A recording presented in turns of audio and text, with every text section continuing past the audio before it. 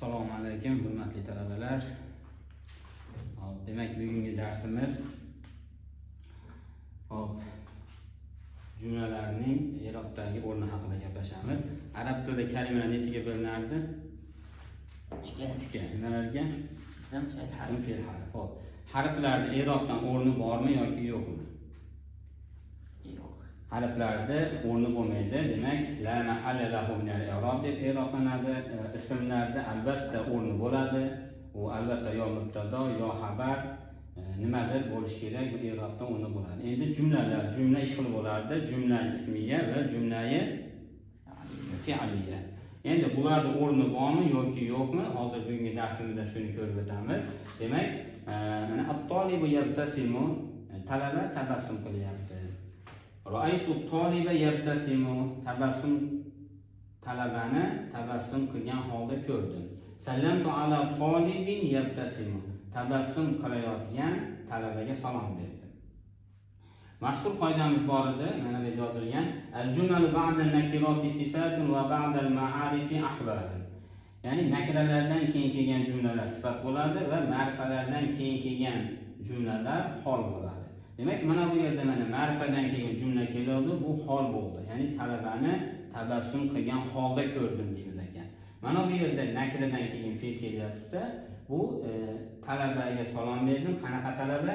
Tabassum qiladigan talabaga deb turib, mana bu yerda yabtasimu fe'li bunga sifat bo'lar ekan. Demak, endi at-tolib yabtasimu bu jumla ismiya fi'liya. Jumla ismiya. Jumla ismiya, qolgan ikkita fe'l jumla fi'liya. Endi mana shu jumla ismiya bilan ikkala jumla fi'liyani bu i'robdan o'rni yo'q. Bular la mahalla lahu min al-i'rob bo'ladi.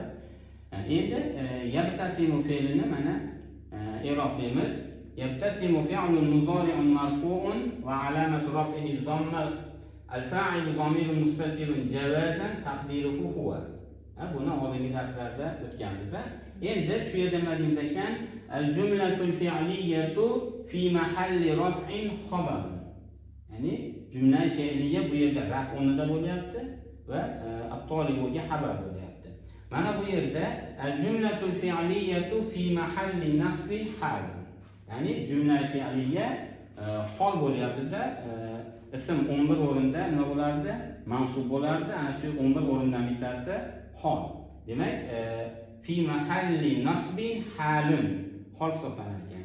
Keyingisi al-jumlatul fi'liyatu fi mahalli jarrin na'tun li tolibi.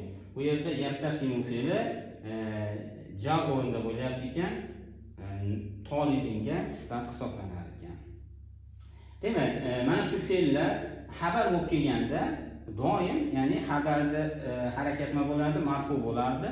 Demak, xabar bo'lgan paytda doim fi mahalli raf'in bo'ladi. Hol bo'lgan paytda doim fi mahalli nasbin bo'ladi. Endi sifat bo'lganda o'zidan oldingi ma'nutga qaraymiz sifatlanishga. Sifatlanish marfu bo'lsa fi mahalli raf'in bo'ladi, mansub bo'lsa fi mahalli nasbin bo'ladi, majrur bo'lsa fi mahalli jarrin bo'ladi. Demak, endi bugundan keyin o'sha jumlalar o'qiyotganda orada anaqa jumla kelib qolsa, e'tibor beraylikki, o'sha jumlani i'robdan o'rni bormi yoki yo'qmi? Agar biz buni i'robdagi o'rnini yaxshi bilmaydigan bo'lsak, demak, uni yaxshi tarjima qila olmayotgan bo'lamiz. O'shunga ta'sir qilib qoladi. Demak, albatta bilishimiz kerak, o'sha jumlalarda nima deydi? I'robda o'rni bormi yoki yo'qmi? Demak, bugungi darsimiz mana shu. Buni yozib yodlab olamiz.